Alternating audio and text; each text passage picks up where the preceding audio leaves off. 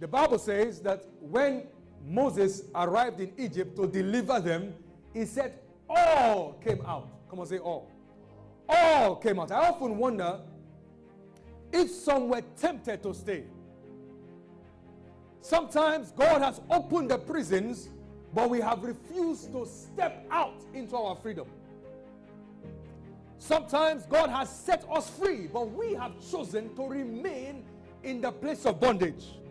The onus is on us as Christians to not just recognize that the prison doors are open, but to take it upon ourselves to stand up and get out of the prison. The Bible says that all the congregation of Israel came out into the wilderness. So they not just heard of deliverance, they opted in to participate in the deliverance of God. So it's not that God has set us free, we also must participate in the freedom program of God. God's plan is not just to deliver you out of a place, but also to deliver you into a place. So God's plan was not just to set them free from Egypt. His plan was also to deliver them into their promised land. God's plan is not just to set you free. God's plan is also to establish you. So many of us want to die in the wilderness. Many of us want to look back and build churches at the Red Sea. But we forget that there's a Jordan to cross. We forget there is a promised land to arrive at. So God is not just interested in delivering you out of. God is more interested in establishing you, delivering you into.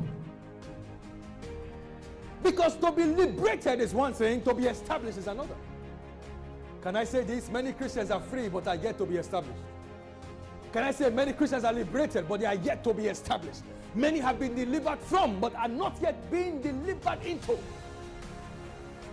Slavery is to be restricted to less when more is available. Slavery is to be forced to be satisfied with less when you have worked for more.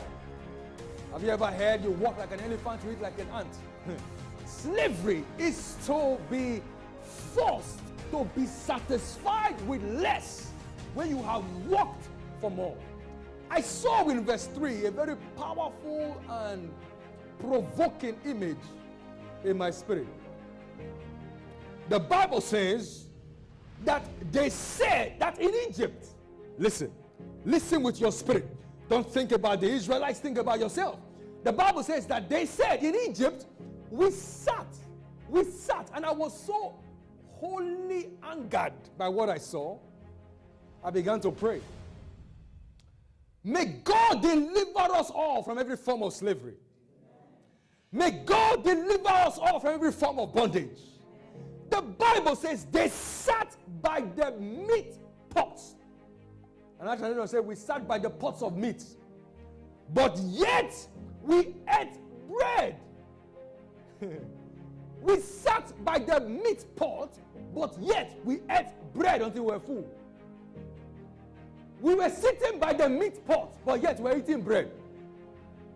We saw what was available, what was more nourishing, what was more fulfilling, available, but we sat down and watched it, and yet we're feeding on bread. I began to see the plan of the wicked to allow the Christian to see what is available, but yet accept that what is available is not available for them. So many times we see God moving and blessing, but in our minds we are satisfied with just bread.